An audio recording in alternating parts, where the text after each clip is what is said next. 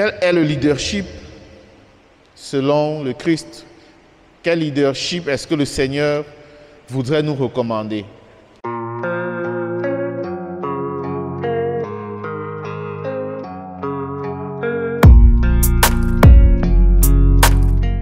Nous rêvons parfois des positions de leadership. Vous avez déjà peut-être entendu la comparaison qu'on fait souvent entre un leader et un boss.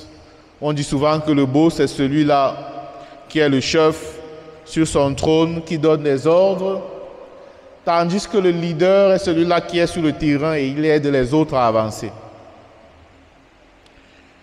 Sur ce, laissez-moi vous dire que l'Église est en synode. Vous avez entendu parler du synode sur la synodalité. Et le synode, c'est une marche ensemble où les enfants de l'Église, le clergé, les laïcs, sont en marche, en pèlerinage, ils marchent ensemble. Et le synode sur la synodalité voudrait restructurer un peu l'Église, adresser certains aspects de l'Église. Et l'un de ces aspects, c'est le leadership dans l'Église. Alors, puisque nous ne sommes plus une structure pyramidale, où on a le clergé en haut et puis les autres en bas, il faut repenser le leadership, comment est-ce qu'on se comporte pour ce qui est du leadership. Et le pape François avait un peu défini ce que serait un leader selon la synodalité, un leader selon la vision du Christ lui-même.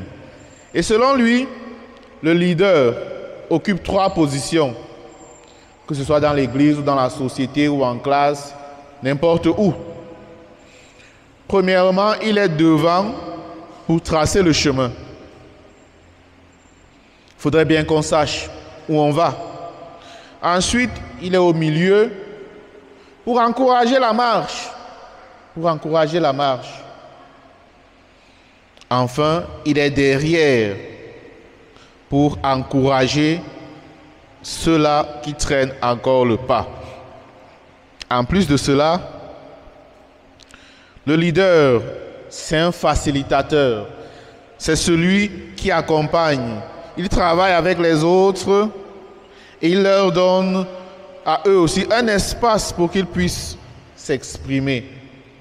Quand on est leader quelque part, que ce soit en classe ou dans une entreprise, on devient une famille.